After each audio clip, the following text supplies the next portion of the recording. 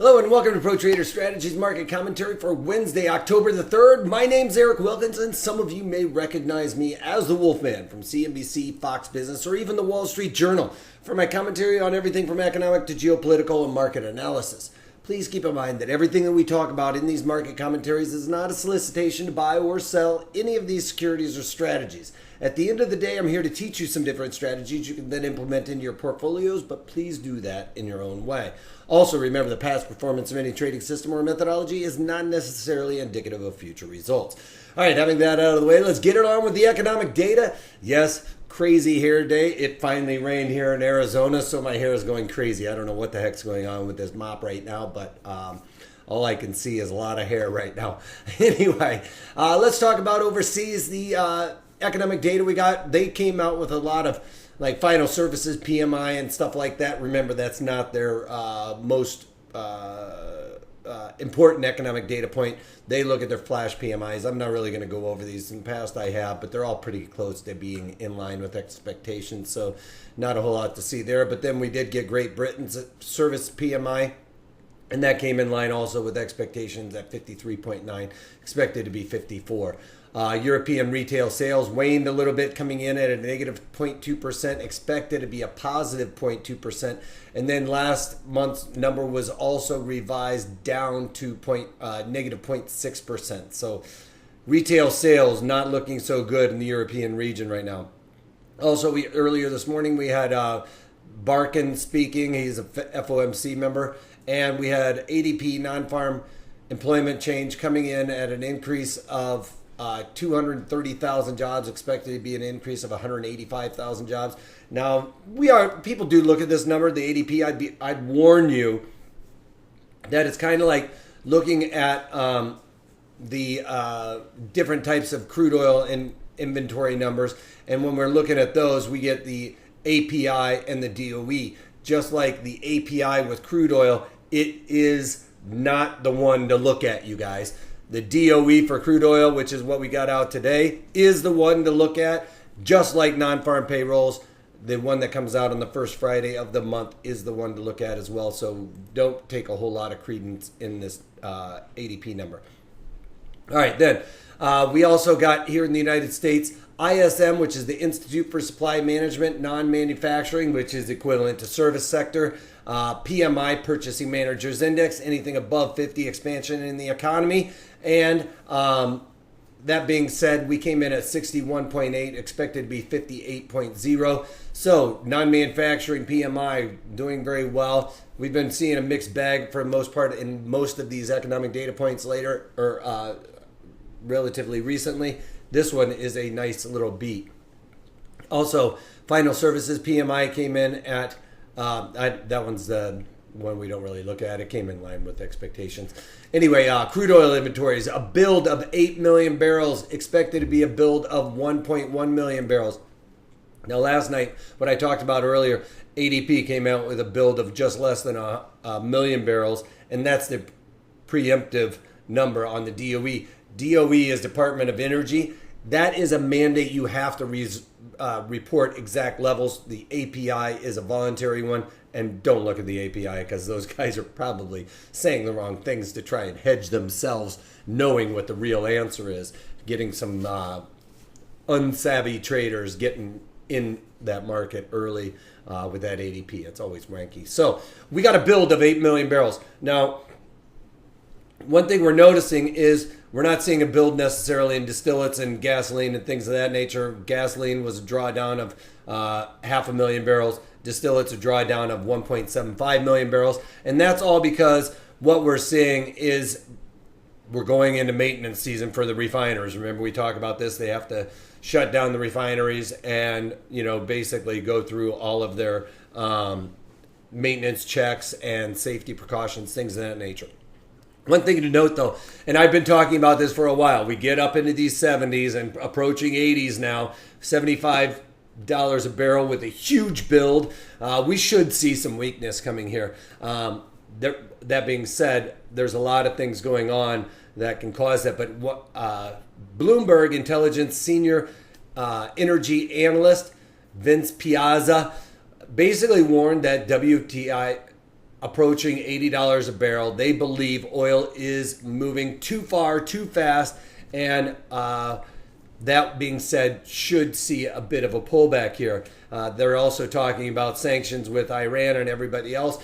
We aren't seeing, with this $8 million barrel build, we aren't seeing production increase. Yes, we are at all-time highs in production, about 11 million barrels a day, but we didn't increase so much since last time. So this build is a little bit concerning as far as in my eyes anyway. But basically, heightened hedging in the U.S., current prices, all of those things coming in, robust production coming out of the United States would be a negative price outlook for crude oil as far as I can see. We're not seeing those builds like we would expect, or we would not see major drawdowns like we would expect if we saw this build. It's just not happening anywhere right now. And with the refiners not able to refine, we're going to see a continued build in crude oil, which should continue down on the supply-demand curve, right? So anyway, we are moving higher. We did make a new high yesterday at 75, almost 76. Today, right in the middle of the road, but held up by that 70 Fibonacci. I would expect us to settle below that. I would hope so. I'm talking my position a little bit, yeah. But anyway, let's talk about the rest of the markets. Gold had a big move yesterday above $1,200 a barrel. Still above there right now, as the bulls are going to defend that, continuing, but down off by about $3 right now. We've got Bitcoin, nothing to see here. It's flatlining. It's a pretty sad sight here. All right, bonds moving lower. Economic data coming in pretty good. Would cause downward pressure with equities moving higher. But I think this is overdone, just like I think crude oil is overdone to the upside. I think bonds are overdone to the downside. VIX falling out of the 12 handle, but we still are in double digits, and the Dow Jones Industrial Average making new all-time historical highs intraday, trying to push up against that 6,700 is looking like the line in the sand that the market wants to go to. But again, economic data has been coming out pretty good. I'm bullish in the overall equities. We've got the NASDAQ moving higher by about 30 points on the day, approaching the Fibonacci extensions. E-mini S&Ps higher on the day as well. That's why we're seeing the VIX and everything else come off. You can see almost unabated to the upside. One thing to note, though, we are seeing some crazy whipsaw action in some of these markets like the NASDAQ, where we're getting massive moves and then basically a huge wick on the candle on the upside, the downside. That is basically working through these levels, and that's actually a good thing to see, is that volatility, a real strong push, and then the bears came in and slamming this market back around. That is good for like trying to break out of these different ranges. And E-mini S&Ps, NASDAQ, one could say that we're kind of at a range, at a high, which causes that volatility move to happen more often. All right, so we could expect to see that going forward. All right, a couple of things that I've done with Facebook yesterday. I've been chasing this all morning. You guys remember a couple of days ago in the October, I sold the 155 puts in there. Well, yesterday's move obviously hurt me. So I tried to add a little bit to that trade today, selling some more 155 puts with the market moving against me, volatility going up. I figured I would try to add a little bit to that trade. I missed it. The market's done nothing but really move higher on that.